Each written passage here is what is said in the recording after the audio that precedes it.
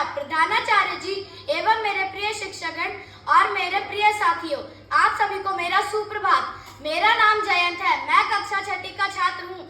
आज मैं आपको भारत के ऐसे महान व्यक्ति के बारे में बताने जा रहा हूँ जो एक आध्यात्मिक गुरु, प्रभावशाली व्यक्ति, समाज सुधारक और विचारक थे। उनका नाम है स्वामी विवेकानंद। विवेकानंद के बचपन का नाम नरेंद्र नाथ दत्ता था और वे कलकत्ता के एक संपन्न बंगाली परिवार से थे। वे विश्वनाथ दत्ता और भुवनेश्वरी देवी के 8 संतानों में से एक थे। मकर संक्रांति के अवसर पर 12 जनवरी 1863 को उनका जन्म हुआ था। उनके पिता एक वकील और समाज में एक प्रभावशाली व्यक्ति थे। स्वामी विवेकानंद का जीवन परिचय हमें बताता है कि 39 वर्ष के संक्षिप्त जीवन काल में स्वामी विवेकानंद जो काम कर गए वे आने वाली अनेक शताब्दियों तक पीढ़ियों का मार्गदर्शन करते रहेंगे। 30 वर्ष की आयु में स्वामी विवेकानंद ने शिकागो, अमेरिका के विश्व धर्म सम्मेलन में हिंदू धर्म को प्रतिनिधित्व किया और उसे सार्वभौमिक पहचान दिलवाई। गुरुदेव रविंद्रनाथ टैगोर ने एक बार कहा था, यदि आप भारत को जानना चाहते हैं तो विवेकानंद को पढ़िए, उनमें आप सब कुछ सकारात्मक ही पाएंगे, नकारात्मक कुछ भी नहीं। 19वीं सदी के आखिरी वर्षों में विवेकानंद लगभग शस्त्र या हिंसक क्रांति के जरिए भी देश को आजाद करना चाहते थे, परंतु उन्हें जल्द ही यह विश्वास हो गया कि परिस्थितियां उन इरादों के लिए अभी परिपक्व नहीं है। इसके बाद विवेकानंद ने एकला चलो की नीति का पालन करते हुए एक परिव्राजक के रूप में भारत और दुनिया को खंगाल डाला।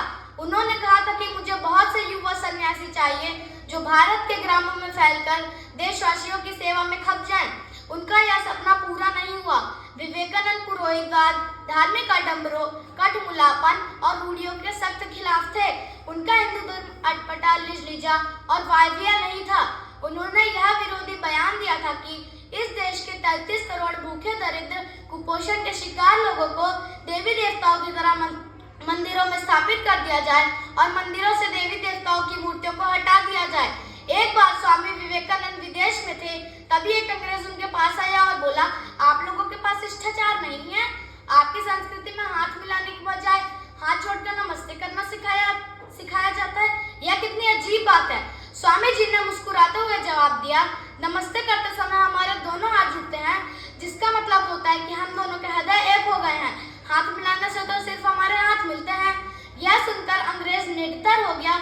इस छोटी सी घटना से स्वामी विवेकानंद ने भारतीय संस्कृति की गहराई और मूल्यों को दर्शाया, जिससे अंग्रेज प्रभावित हुए। यह कहानी हमें सिखाती है कि हमारी परंपराएं सिर्फ रस्म नहीं बल्कि गहरे अर्थों से भी भरी है।